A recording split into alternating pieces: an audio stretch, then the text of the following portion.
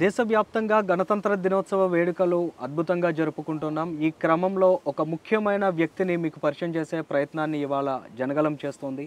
దాక్షాయణి వేలాయుధన్ దేశ రాజ్యాంగ నిర్మాణంలో ఎంతో కీలకమైన రాజ్యాంగ రచనా సభలో సభ్యురాలైన దాక్షాయణి వేలాయుధన్ ఒక దళిత మహిళ కావడమే కాదు, దేశంలో మొట్టమొదటి పట్టభద్రురాలైన దళిత మహిళ కూడా ఆమెకు సంబంధించిన జీవిత సమాచారాన్ని ప్రతి ఒక్క భారతీయుడు తెలుసుకోవాల్సినటువంటి అవసరం ఉంది. అయితే దానికి సంబంధించిన కృషి చాలా అరుదుగా జరిగిందనే చెప్పాలి. ప్రస్తుతం దాక్షాయణి వేలాయుధన్ జీవిత అంశాలకు సంబంధించినటువంటి సమగ్ర సమాచారం తెలుగులో ఒక పుస్తక రూపంలో ముందుకు వచ్చింది. ప్రస్తుతం మన ఎదుట దాక్షాయణి వేలాయుధన్ జీవిత చరిత్ర అంశాలను తీసుకువచ్చిన రచయిత రమణమూర్తి గారు ఉన్నారు. ఆమె జీవిత సమాచారాన్ని దేశ ప్రజల ముందుకు తీసుకువచ్చే దిశగా ఆయన చేసిన ప్రయత్నాలు, ఆమె జీవితంలోని వివిధ కీలక అంశాలకు సంబంధించిన సమాచారాన్ని ఆయనతో మాట్లాడి తెలుసుకునే ప్రయత్నం చేద్దాం. సార్ నమస్తే. సార్, దాక్షాయణి వేలాయుధన్ గురించి మీరు పుస్తకం తీసుకురావాలన్న ఆలోచన ఎక్కడ మొదలైంది? అంటే దాక్షాయణి వేలాయుధన్ ఆవిడ మనం చాలా అదృష్టం. మొట్టమొదట మన వీక్షకులందరికీ కూడా రిపబ్లిక్ డే శుభాకాంక్షలు చెప్తూ మనం ప్రారంభించుకుందాం. ఇది ఆవిడ మన సముద్ర తీరం నేపథ్యంలో కూర్చొని మాట్లాడుకుంటున్నాము. ఆవిడ తన ఆత్మకథకి ఒక పేరు పెట్టుకుంది, ఏమిటంటే సీ హ్యాస్ నో క్యాస్ట్, అంటే సముద్రానికి కులం లేదు. ఆవిడ సముద్ర తీర ప్రాంతం మనిషి. సముద్రానికి కులం లేదనే మాట ఎంత అద్భుతంగా ఉంది. అసలు సముద్రానికి అంతు లేదు, దరి లేదు, అనంతమైనది. అంచేత అక్కడ సమానత్వమే కనిపిస్తుంది, మనకి ఎత్తుపల్లాలు ఏమి లేవు. సీ హ్యాస్ నో క్యాస్ట్ అని చాలా చక్కటి మాట. ఆమె తన సముద్ర తీర ప్రాంత మనిషి కాబట్టి, దళిత మహిళ కాబట్టి ఆమె చక్కటి పేరు పెట్టుకున్నది. దురదృష్టవశాత్తు ఇప్పటికి కూడా మనకి ఆమె 78లో ఆమె అమరురాలైనప్పటికీ ఈరోజు కూడా ఆమె ఆత్మకథ ఇంకా వెలుగు చూడలేదు. ఆమె గురించి సమాచారం చాలా తక్కువ ఉంది బయట. ఎక్కడ కూడా ఏ భాషలో కూడా పెద్దగా అక్కడక్కడ వ్యాసాలు తప్పితే ఏమి రాలేదు. మనం తెలుగు వాళ్ళు మనం అంత గర్వించాలి. మొట్టమొదట దాక్షాయణి వేలాయుధన్ అనేటువంటి ఒక అపూర్వమైనటువంటి, అసాధారణమైనటువంటి, విశిష్టమైన వ్యక్తి ఆమె గురించి ఒక చక్కటి ఒక రచన మన తెలుగులో జయభారత్ పబ్లికేషన్స్ తరఫున రావటం అనేది ఒక రకంగా చెప్పాలంటే మన తెలుగు వాళ్ళ అదృష్టంగా ఒక గర్వకారణంగా నేను భావిస్తున్నాను. ఆమె అనేక రకాలుగా విశిష్టమైన వ్యక్తి. ఇందాక అనిల్ నువ్వు కరెక్ట్గానే చెప్పిన విధంగా ఆమె భారతదేశంలోనే మొట్టమొదటి దళిత మహిళా గ్రాడ్యుయేట్. అంబేద్కర్ గారు బహుశా పురుషుల్లో మొదటి పురుష గ్రాడ్యుయేట్ అయినట్టే ఈమె మహిళల్లో, దళిత మహిళల్లో మొదటి గ్రాడ్యుయేట్.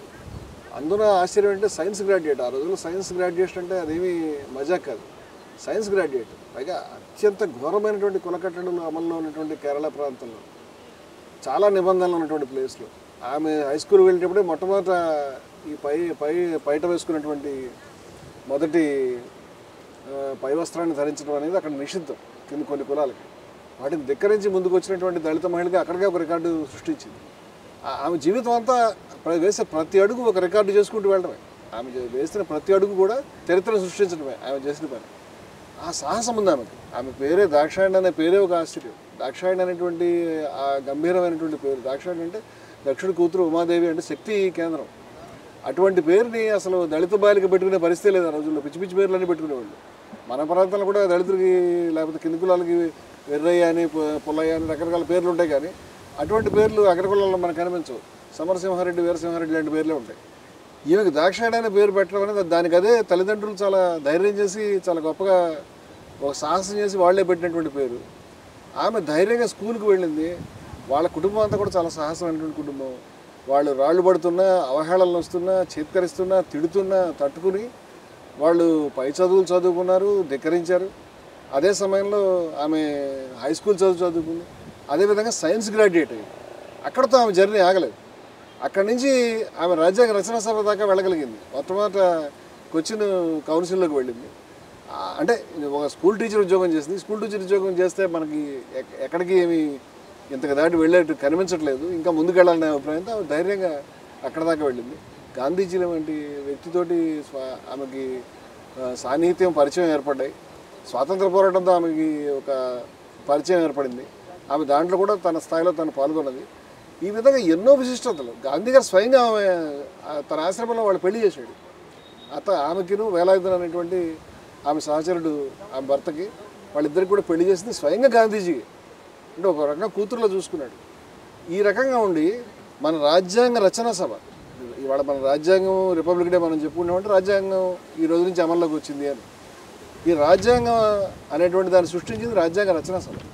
ఈ రాజ్యాంగ రచనా సభలో ఒక 15 మంది మహిళలు ఉన్నారు.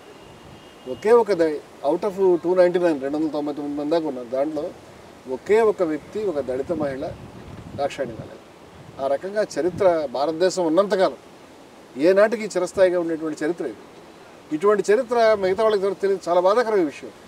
అంచేత ఈ స్ఫూర్తిని మనం అందరికీ తెలియజెప్పాలి.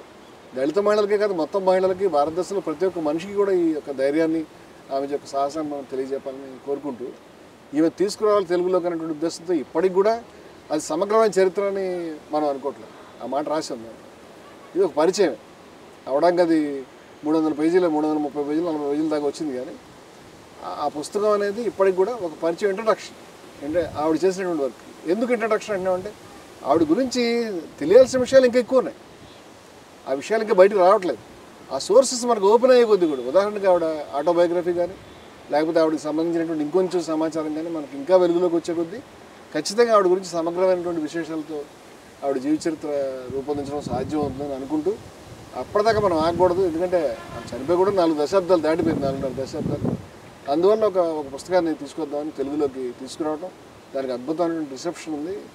ఇవాళ రిపబ్లిక్ డే సందర్భంగా ముఖ్యంగా నీకు మహిళలకు సంబంధించి, మహిళల ఎంపవర్మెంట్కి సంబంధించి శ్రద్ధ ఉండడం వల్ల ఖచ్చితంగా ఈ దాక్షాయణి వేలాయుధన్ మీ దృష్టిలో పడడం అనేది, మీరు మాట్లాడడం, చేయాలని అనుకోవడం అనేది నాకు చాలా సంతోషంగా ఉంది విషయం. సార్, రాజ్యాంగ రచనా సభలో దాక్షాయణి వేలాయుధన్ చేసినటువంటి కృషి అంశానికి మనం వెళ్ళే ముందు, దాక్షాయణి వేలాయుధన్ జీవితంలో ఇంకా మీరు చెప్పిన అనేక అంశాల్లో ఇంకా చాలా ప్రతి ఒక్కరి దృష్టిని ఆకర్షించేది. అంటే ఆమె ఒక 28 ఏళ్ల వయసు వరకు కూడా వివాహం చేసుకోకుండా ఉండడం కానీ, తర్వాత ఆమె ఒక ఉపాధ్యాయ వృత్తిలో ఉంటూ శాసన మండలి సభ్యురాలుగా నన్ను నామినేట్ చేయండి అని అప్పటికే ఉన్నటువంటి ఒక మంత్రి దగ్గరికి వెళ్ళి తన విజ్ఞాపన తెలియజేయడం కానీ, అంటే సామాన్యంగా మన ఆలోచనలకు అందనటువంటివి. ఒక దళితురాలు అయ్యి ఉండి ఆ రోజుల్లో ఉన్నటువంటి సామాజిక పరిస్థితుల్లో ఆమె విద్యను అభ్యసించడం, ఉద్యోగంలోకి రావడం, అక్కడ ఉన్నటువంటి అగ్రకుల మహిళలో అణచివేత లేదంటే వారు చూపించే వివక్షని ఎదుర్కొనే దిశగా ఆమె తన ఉద్యమ ఆలోచనలను స్ఫురింపచేయడం, వాటన్నిటిని మించి రాజకీయ రంగ ప్రవేశం చేయాలనుకోవడం, అంటే తనకు జీవనాధారమైనటువంటి ఉపాధ్యాయ వృత్తిని కూడా విడిచిపెట్టడానికి ఆమె సాహసం చేయగలిగారు. అంటే ఇటువంటి మహిళల గురించి నా సమాచారం మీరు తెలుసుకుంటున్నటువంటి క్రమంలో మీకు ఎలాంటి అభిప్రాయం కలిగింది సార్? ఆమె దగ్గర మనకి చాలా దాక్షాయణి వేలాయుధన్ దగ్గర మనకి కనిపించేటువంటి ఒక అద్భుతమైనటువంటి గుణం ఏమిటంటే నిబ్బరం. అది చాలా ఆశ్చర్యం కలిగిస్తుంది.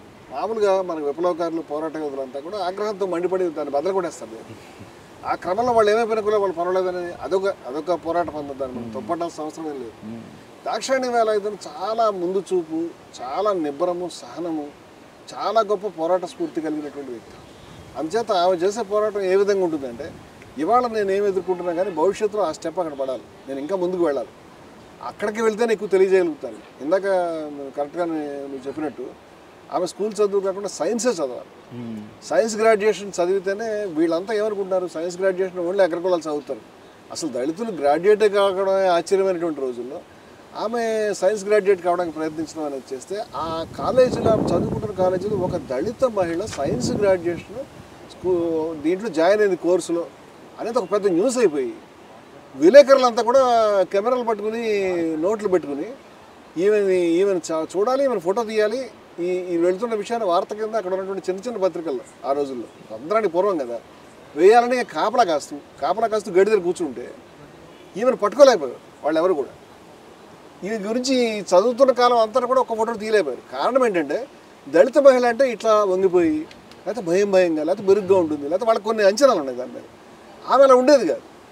ఆమె దళిత మహిళని ఎవరికి తెలిసే అవకాశం లేదు. ఆమె అగ్రకుల మహిళ కింద ఏ విధంగా ఉందో అంత అంటరానితనం ఫేస్ చేస్తూ ఎవరు ముట్టుకోకూడదు. అంబేద్కర్ తన జీవితంలో ఎట్లా ఫేస్ చేశాడు, ఆయన పుస్తకాలు కానీ ఆయన వాటిని వెనకాల పెడితే ఆ బోర్డు దగ్గర వెళ్ళడానికి వీల్లేదు, ముట్టుకోవడానికి వీల్లేదు, ఎవరు తాకడానికి వీల్లేదు. అవన్నీ కూడా ఈ రకమైనటువంటి బాధలు ఆమె కూడా పడింది. ఆమె సైన్స్ గ్రాడ్యుయేషన్ కోర్సులో ల్యాబ్లోకి వెళ్ళడానికి వీల్లేదు, ల్యాబ్ పరికరాలు ముట్టుకోవడానికి వీల్లేదు, ఆమె నోట్బుక్ని టీచర్ ముట్టుకోవడానికి వీల్లేదు. ఇవన్నీ ఆమె టీచర్ కింద పనిచేసినప్పుడు ఆ పిల్లల నోట్బుక్స్ ఆమె ముట్టుకోవడానికి వీల్లేదు. వాళ్ళు అక్కడ పెడితే ఆమె తీసుకుని చేయాలి. టీచర్కి ఎంత అవమానం అది. ఇవన్నీ ఆమె జీవితంలో ఫేస్ చేస్తాం. కానీ అక్కడికక్కడ దాని మీద మండిపోయి అక్కడికక్కడ గొడవ చేయడం అనేది ఆ సందర్భంలో చేస్తుంది, చేయకుండానే లేదు. ఆమె దృష్టి ఎక్కడ ఉందంటే ఇప్పుడు దీన్ని కొట్టాలంటే ఇంకొంచెం గట్టి దెబ్బ కొట్టాలంటే మనం ఏం చేయాలి, ఇంకెంత పెద్ద స్థాయిలో ప్రతిఘటన చేయాలంటే ఎలా చేయాలి. ఈమె ధోరణి అంతా కూడా ఆ ముందు చూపుతోటి నిబ్బరంగా ఉన్నదాన్ని తట్టుకుంటూ ఈ పోరాటాన్ని ఇంకా ఉధృతంగా ఏమాత్రం తగ్గకుండా ముందుకు తీసుకెళ్లేది. అసలు ఏ పోరాట వీరుడి దగ్గర కూడా ఇటువంటి తరహా ధోరణి మనం చాలా తక్కువ అరుదుగా చూస్తాం. ఈమె ఆ విధంగా ముందుకు వెళ్ళడమే కాకుండా అదే క్రమంలో ఒక టీచర్గా పనిచేస్తున్నప్పుడు ఇలా కాదు, నేను ఇంకా ముందుకు వెళ్ళాలి, ఈ పోరాటాన్ని ముందుకు తీసుకెళ్ళాలి. ఒక టీచర్గా నాకు రెస్పెక్ట్ రావట్లేదు, నేను గ్రాడ్యుయేట్గా ఇంత చేసిన తర్వాత మళ్ళీ కూడా నన్ను ఇదే అంటారు. ఆ ఊర్లో పని మనిషిని పెట్టుకోవడానికి వీల్లేదు, ఆ ఊర్లో నడిచి వెళ్ళడానికి వీల్లేదు, ఏమిటి సమస్యలన్నీ అని ఆమె బాధపడి ఇలా కాదు అనే ఉద్దేశంతో నేను శాసనమండలికి వెళ్తే చట్టసభలో కలగలిగితే నా యొక్క వాణిని వినిపించగలుగుతాను, నాకు అర్హతలు సరిపోతాయి అనే ఉద్దేశంతో ఆమె ప్రయత్నం చేసింది.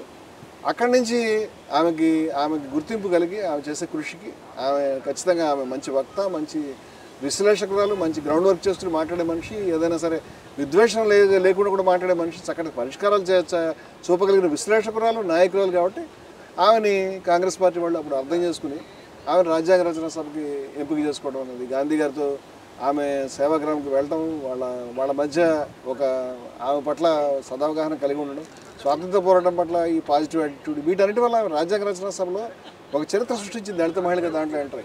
కానీ దురదృష్టం దళిత మహిళ ఒక రాజ్యాంగ రచన సభలో ఉన్నది, ఈ విధంగా ఒక చరిత్ర అనేటువంటిది వాళ్ళు కూడా పెద్దగా దాని గురించి ఎవరు చెప్పిన వాళ్ళు ఎవరు లేరు. ఇప్పుడు మనం తలుచుకుని ఒక ఏకైక దళిత మహిళ, మొట్టమొదటి India's first women Dalit graduate అనే విషయాన్ని మనం మాట్లాడుతున్నాం. కానీ ఆ గుర్తింపు ఇంకా పెద్ద స్థాయిలో జరగాల్సిందే ఉంది, ఇంకా తెలియాల్సిందే ఉంది. కానీ ఈమె శైలి ఈ ఖచ్చితంగా మనం గుర్తుపెట్టుకోవాల్సిన విషయం ఏంటంటే ఈ ఉన్న దేన్ని కూడా బద్దలు చేయకుండా, విధ్వంసం చేయకుండా, చాలామంది విధ్వంసం చేసి నిర్మాణం చేస్తారు, విధ్వంసం చేయకుండా ఉన్నదాన్నే స్ట్రక్చర్ని కొంచెం మార్పు చేసుకుంటూ ముందుకు వెళ్ళిపోయి ఇంకా బృహత్తరమైన నిర్మాణం ఎలా చేయాలనే దృష్టి ఆమెకు ఉంటుంది.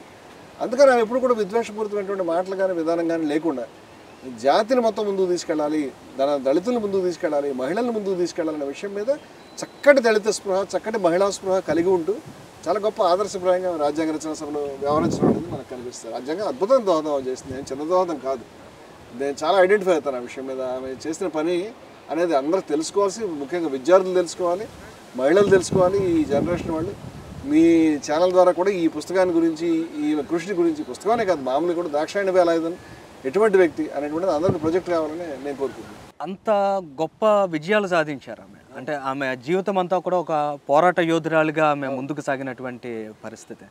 అటువంటి దాక్షాయణి వేలాయుధాన్ని కనీసం దళిత వర్గాలు కూడా ఇవాళ స్మరించుకున్నటువంటి దుస్థితిని మనం చూస్తూ ఉన్నాం. అంటే దానికి కారణం ఏమంటారా? ఆమె ఒక మహిళ కావడం ఏమంటారా? అంటే అసమానతలు, వివక్ష, అంబేద్కర్తో సమానంగా ఫేస్ చేసినటువంటి వ్యక్తి. అంబేద్కర్ కూడా రాజ్యాంగ రచనా సభలో సభ్యుడిగా ఉన్న సమయంలో ఈమె సభ్యురాలిగా అక్కడ కొనసాగారు. అంబేద్కర్ను కూడా ఎక్కడ సంశయించకుండా అనేక అంశాల్లో ఆమె ప్రశ్నించినటువంటి ధీశాలి. అటువంటి దాక్షాయణి వేలాయుధాన్ని ఇవాళ దళిత వర్గాలకు కూడా ఎందుకు కాకుండా పోయారు? దళిత వర్గాలు అంటే ఎవరిని మనం నిందించుకోవాల్సిన అవసరం లేదు. ఆ మాటకు వస్తే మన స్వాతంత్ర పోరాటంలో పాల్గొన్న వాళ్ళు కానీ, లేకపోతే సామాజిక విప్లవానికి సంబంధించినటువంటి మార్పులు కృషి చేసినటువంటి వాళ్ళు కానీ, సాయుధ విప్లవానికి బాటలు వేసిన వాళ్ళు కానీ, ఎంతోమంది సంస్కర్తలు ఎన్నో గొప్ప పనులు చేసిన వాళ్ళు మన దేశంలో గుర్తింపు లేకుండా అయిపోయారు. అందుచేత దళితులకి ఆమె మహిళ కాబట్టి పక్కన పెట్టారని మనం ప్రత్యేకం ఒకటి సమాచార లోపం, తెలుసుకోవాలనేటువంటి తాపత్రయం లేకపోవడం, ప్రభుత్వాల వైపు నుంచి, లేకపోతే పరిశోధకుల వైపు నుంచి, రచయితల వైపు నుంచి, మేధావుల వైపు నుంచి, జిజ్ఞాసుల వైపు నుంచి, ఎవరి వైపు నుంచి కూడా సమగ్రమైన అన్వేషణ ఇంకా ఎక్కువ స్థాయిలో జరగాల్సి ఉంది. అంచేత ఎవరిని మనం నిందించుకోవాల్సిన అవసరం ఏమి లేదు. ఆ విషయంలో తెలియదు. ఆ మాటకు వస్తే ఇంకా చాలామంది వీరుల గురించి కూడా ఇంకా రావాల్సిన గుర్తింపు రాలేదు. అంబేద్కరే దాక్షాయణే కాకుండా దళితులు విస్తారంగా ఉన్నటువంటి దళిత సమూహాలు, కింది కులాల వాళ్ళంతా కూడా ఎన్నో బాధలకి, ఎన్నో అణచివేతలకి, ఎన్నో కట్టడలకి ఎప్పటి నుంచో లోనవుతూనే వచ్చారు. అంబేద్కర్, దాక్షాయణి లాంటి వాళ్ళు ముందుకు అడుగు వేయగలిగారు. వాళ్ళకి సపోర్ట్ వచ్చి, వాళ్ళకి పట్టుదల, దీక్ష ఉండడం కారణంగా ముందుకు వెళ్ళగలిగారు, 10 మందికి వెలుగు పంచగలిగారు. వీళ్ళ గురించి ఇంకా ఇటువంటి హీరోస్ ఇంకా కొంతమంది ఉన్నారు, లేకుండా ఏమి లేరు. వాళ్ళ గురించి సమగ్రమైనటువంటి అవగాహన కానీ, పరిచయం కానీ జరగడం లేదు. అలా జరగాల్సిన అవసరం ఉంది. ఆ విధంగానే జరగాలి. దానికి మనం మహిళ అనేటువంటి కారణం, మరో కారణం చెప్పుకోవాల్సిన అవసరం లేదు. అలాంటివి ఉంటాయి, లేదని అనడానికి ఏమీ లేదు. కానీ ఇప్పుడు కూడా ఆమెని ఓన్ చేసుకోవాల్సిందిగా, ఇప్పటికంటే కేరళ ప్రభుత్వం ఇప్పుడు ప్రత్యేకంగా దాక్షాయణి పేరు మీద ఒక అవార్డు పెట్టింది. ఇది మహిళల ఎంపవర్మెంట్కి సంబంధించి గుర్తింపు ఇవ్వడానికి చాలా గొప్ప పరిణామం, మంచి పరిణామం. కానీ మనం అభినందించాలి. 2-3 ఏళ్ళు అయింది. అన్నిటికన్నా ముఖ్యం ఏంటంటే కేరళలో కాలడీలో ఆదిశంకరులు పుట్టినటువంటి ప్రదేశం. జగద్గురు ఆదిశంకరుడు అంటే చిన్న విషయం కాదు కదా. ఆయన భారతదేశం అంతటికీ గుర్తింపు ఉందని ఆయన పేరు మీద విగ్రహాలు పీఠాలు పెడుతున్నారు కదా. ఆదిశంకరుడిని మించిన వాడు ఎవడు మనకి? జగద్గురు ఆదిశంకరుడు పుట్టినటువంటి కాలడిలో శంకర్ల పేరు మీద విశ్వవిద్యాలయాన్ని నెలకొల్పారు. ఆ విశ్వవిద్యాలయంలో దాక్షాయణి పేరు మీద ఒక మహిళలకు సంబంధించినటువంటి ఒక సెంటర్ని, స్టడీ సెంటర్ని నెలకొల్పడం అనేది జరగడం అనేది చాలా గర్వకారణమైన విషయం. ఇవన్నీ కూడా ఆవిడ పేరు మీద అవార్డు పెట్టడం కానీ ఇవన్నీ ఇంకా విస్తారంగా జరగాలి. ఇటువంటి విషయాలన్నీ కూడా ఇలా జరిగితే ఈ యొక్క మరుగున పడిపోయినటువంటి ఇలాంటి ఒక విస్మృత యోధురాలు ఎవరైతే ఉన్నదో ఆమె అందించినటువంటి వెలుగు మనకందరికి కూడా మన జీవితాల్లో నిండడానికి వీలవుతుంది. అంటే మనకి అవసరం, అది మన జీవితాలకు అవసరం అటువంటిది. దానికి మనం కారణాలు వెతకకుండా ఇంకా ఈ కృషి ఎక్కువ జరగాలని మనం కోరుకున్నాం. దీనికి సంబంధించి సాహిత్యం కానీ, లిటరేచర్ కానీ, ఇంకా చర్చలు కానీ మరింత ఎక్కువగా జరగాలన్నది కోరుకుంటే బాగుంటుందని నేను అనుకుంటున్నాను. సార్, దాక్షాయణి వేలాయుధన్ శాసన మండలి సభ్యురాలిగా ప్రవేశించిన ఏడాది కాలంలోనే భారత రాజ్యాంగ రచనా సభలోకి ఆమె ప్రవేశించగలిగారు. అంటే దాక్షాయణి వేలాయుధన్ జీవితాన్ని చూస్తే మనం రాజకీయాల్లోకి రావాలనుకున్న ఆలోచన తర్వాత అత్యంత తక్కువ కాలంలోనే ఆమె అంచెలంచెలుగా ఎదిగినటువంటి పరిస్థితి. దానికి ఆమె అర్హత కాదు, పట్టభద్రురాలు, ఎవరు లేరు, గ్రాడ్యుయేట్, మాట్లాడగలుగుతుంది, చదవగలుగుతుంది, చెప్పగలుగుతుంది విషయాల్ని. అంచేత ఏదో షార్ట్ కట్లో ఎవరో పంపించారని అనుకోవడానికి ఏం లేదు. షీఈ్ ఏబుల్, క్యాపబుల్, అందుకే పంపించారు, దాంట్లో అనుమానం లేదు.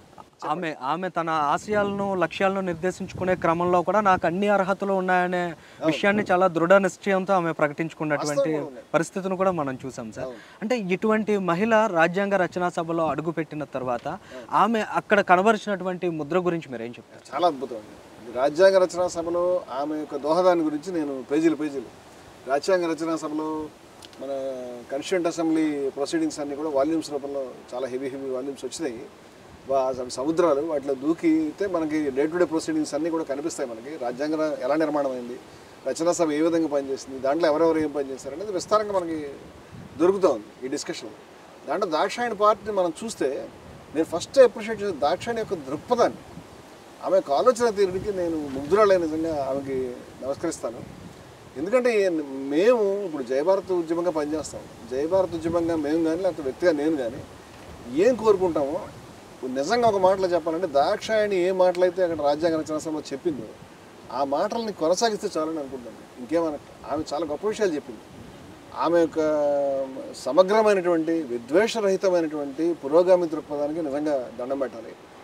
ఆమె చెప్పిన విషయాలు క్లుప్తంగా చెప్పాలంటే, ఏదైతే స్వాతంత్ర పోరాటం అద్భుతంగా జరిగిందో ఆ స్వాతంత్ర పోరాటాన్ని నడిపించాడు గాంధీ గారు. ఆయన రెవల్యూషనరీ ఫాదర్ అని చెప్పింది, విప్లవాత్మక పిత. ఆయనకి నమోవాకాలు అర్పిస్తూ పదే ఆమె ఎప్పుడు మాట్లాడినా గాంధీ గారి ప్రసక్తి తీసుకొచ్చి ఆయన వల్ల జీవితంలో ఎంత మార్పు వచ్చింది, ఏ విధంగా జీవితాల్లో ఆయన ప్రభావితం చేయగలిగాడు, ముఖ్యంగా దళితుల యొక్క, మహిళల యొక్క, లేకపోతే జాతి యొక్క అభివృద్ధి గురించి ఆయన ఎంత కృషి చేశాడు, ప్రపంచవ్యాప్తంగా కూడా ఆయనకి ఎంత దానికి గుర్తింపు పేరు ఉన్నాయి, అటువంటి నాయకుడు మన దగ్గర ఉన్నాడు అనేటువంటిది ఆమె ప్రస్తావించకుండా ఒక్క మాట కూడా మాట్లాడలేదు. ఇవి మాట్లాడుతూ ఆమె అదే సమయంలో అంబేద్కర్ చాలా గొప్ప నాయకుడు అనే విషయాన్ని మనకు చెప్తూ, అంటే మనకి రాజ్యాంగ రచనా సభ మొదలైన తర్వాత 46లో మొదలైంది. ఒక 8 నెలల దాకా అంబేద్కర్ డ్రాఫ్టింగ్ కమిటీ చైర్మన్ కాలేదు. ఆలోపు చాలా ప్రొసీడింగ్స్ జరిగినాయి. ఇప్పుడు ఈ పీరియడ్లో అంటే మొట్టమొదట రాజ్యాంగ రచనా సభ సమావేశం అయిన తర్వాత నెహ్రూ గారు మొట్టమొదటి తీర్మానం ఎయిమ్స్ అండ్ ఆబ్జెక్టివ్స్ అనేటువంటి తీర్మానాన్ని, దాని తర్వాత ప్రియాంబుల్ ప్రవేశిక రూపంలో ఇవాళ మనకి కనిపిస్తున్నటువంటిది ఏదైతే ఉన్నదో అది మొట్టమొదటి ఎయిమ్స్ అండ్ ఆబ్జెక్టివ్స్ రూపంలో నెహ్రూ గారు ప్రవేశపెట్టిన తీర్మానమే దానికి బేస్. ఇది మొదటి తీర్మానం, మొదటి రోజు సమావేశం అయినప్పుడు రాజ్యాంగ రచనా సభలో ప్రవేశపెట్టిన మొట్టమొదటి తీర్మానం నెహ్రూ గారు ప్రవేశపెట్టింది. ఈ తీర్మానం పైన మాట్లాడడం అనేది ఆవిడకి అవకాశం వచ్చింది. ఆవిడకి వచ్చింది, అందరికీ వచ్చింది. అంబేద్కర్ గారు కూడా మాట్లాడారు సందర్భంగా. అయితే దాక్షాయణి మాట్లాడిన దాంట్లో చాలా అద్భుతమైంది అంటే, మొట్టమొదటి రోజు ఆవిడ మాట్లాడేటప్పుడు ఆవిడ చాలా ముఖ్యమైన అంశాలు ప్రస్తావించింది. ఒకటి, మనకు ప్రాచీనమైనటువంటి భారతదేశం ఉంది. ఒకప్పుడు గణతంత్ర రాజ్యాలు, ప్రజాస్వామిక సంస్కృతి మనకున్నది. లిచ్చవి అనేటువంటి గణతంత్ర రిపబ్లిక్ గురించి ఆవిడ మాట్లాడుతూ, మనకి ఇవన్నీ డెమోక్రటిక్ ట్రెడిషన్స్ మనకు ఉన్నాయి. చాలా గొప్ప విషయం ఏంటంటే, ఆవిడ ఎక్కడ యూరోప్ను వెతకలేదు, మరెక్కడ వెతకలేదు. ఇండియన్ రూట్స్లో ఎక్కడ డెమోక్రసీ ఉన్నది అనేటువంటిది ఆమె వెతికి ఇవి మనకి రిఫ్లెక్ట్ కావాలని చెప్పడం. అదేవిధంగా ఎటువంటి విద్వేషం పనికిరాదని చెప్పడం. అదేవిధంగా స్వాతంత్ర పోరాటం ఏ విధంగా జరిగింది, దాన్ని మహానుభావుడు అనేటువంటి గాంధీజీ ఏ విధంగా తీసుకెళ్ళాడు అనేటువంటిది చెప్పడం. ఆవిడ మొట్టమొదటి మాటలోనే ఆయనకి నమ్మకాలు అర్పిస్తూ ప్రారంభిస్తుంది. ఆ తర్వాత అంబేద్కర్కి గొప్ప విజ్ఞప్తి చేస్తూ, మీరు చాలా గొప్ప నాయకుడు, మీరు స్వాతంత్ర పోరాట వీరులతో చేయగలపండి. ఇది ఎసెన్స్ ఆఫ్ దాక్షాయణి అనొచ్చు అని అడిగితే, గాంధీజీ యొక్క మహాస్రవంతిని, స్వాతంత్ర పోరాటాన్ని, అంబేద్కర్ యొక్క స్రవంతిని, ఈ రెండు దగ్గర కావాలని నాకు తప్పించింది. అంచేత నేను తర్వాత దీనికి రాసిన చివరి మాట వేరే పుస్తకం వేశాను, అది చూసారు లేదు. దాంట్లో గాంధీజీ అంబేద్కర్ల యొక్క సమన్వయమే మనం చేయాల్సినటువంటి పని. సామాజిక విప్లవకారులు, ఉద్యమకారులు అంతా కూడా చేయాల్సిన పని గాంధీజీ యొక్క స్రవంతిని, అంబేద్కర్ యొక్క స్రవంతిని రెండింటిని సమన్వయం చేసి తీసుకెళ్ళడమే ముఖ్యమైన కర్తవ్యం అని చెప్పడం అనేది జరిగింది.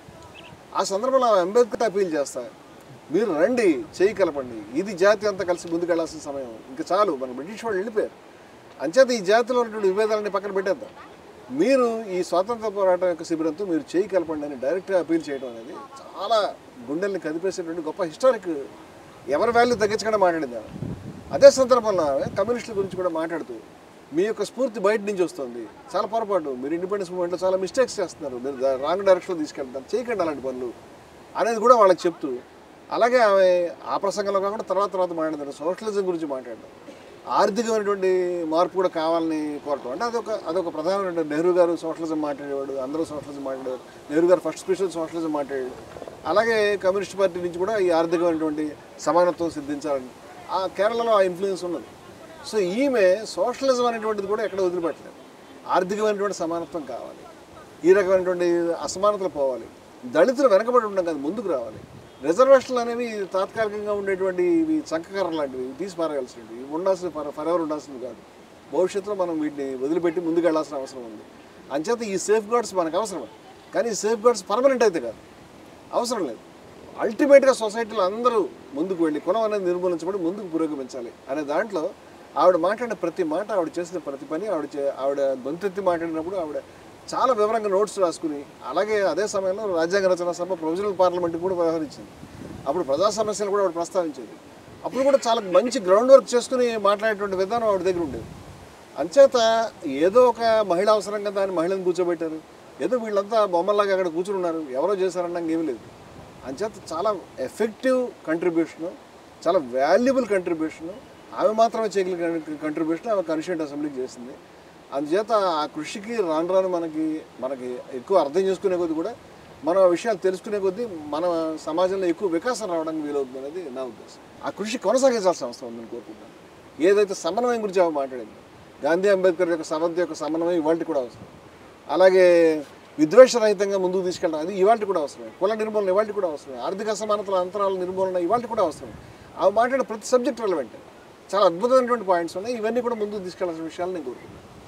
సరే, ఇవాళ అంబేద్కర్కి సంబంధించినటువంటి ఆలోచనలతో ఆమె డిబేట్లోకి వెళ్ళడం, లేదంటే తన ఆలోచనలు ప్రస్ఫుటంగా ప్రకటించడం అంటే అది ఒక గొప్ప సాహసం అనే చెప్పాలి. ఆ రోజుకి అంబేద్కర్ ఒక ముఖ్య నాయకుడిగా దళిత వర్గాలు ఆరాధించేటువంటి సమయంలో ఆయన యొక్క గౌరవాన్ని, ఆయన పట్ల ఈమెకు ఉన్నటువంటి అభిమానాన్ని ఎక్కడ తగ్గించకుండానే తన యొక్క ఆలోచనలు ఏదైతే జాతీయవాద శక్తులతో అంబేద్కర్ కలిసి రావాలని చెప్పడం అంటే అది ఒక చాలా గొప్ప పరిణామక్రమంగా చెప్పొచ్చు సార్. అంటే ఈ రకమైనటువంటి ఆలోచనలు ఆమె ఎక్స్ప్రెస్ చేసినప్పుడు అంబేద్కర్ సపోర్ట్ చేసేటువంటి వ్యక్తుల నుంచి ఏ విధమైనటువంటి డిఫరెన్సెస్ అయినా వ్యక్తమయ్యాయా?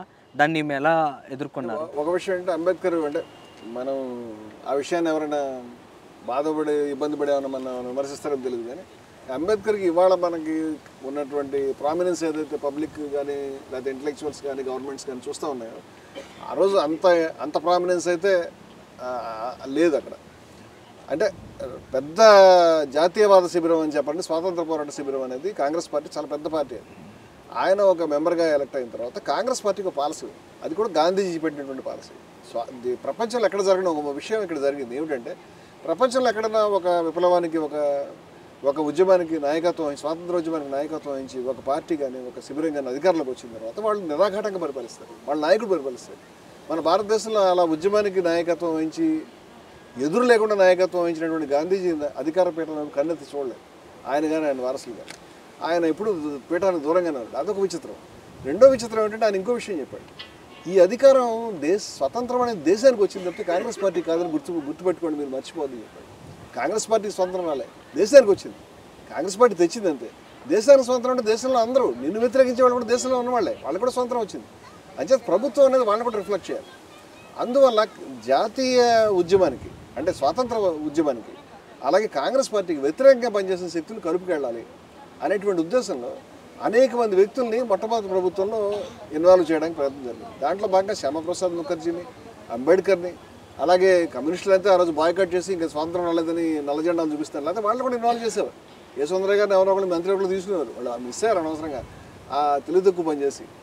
అలాగే చెట్టియార్ని ఇంకా చాలామందిని వీళ్ళని తీసుకుని ఈ గవర్నమెంట్ని ఏర్పాటు చేయడం జరిగింది. ఇది గాంధీ గారి యొక్క ఇంక్లూజివ్ మెంటాలిటీ.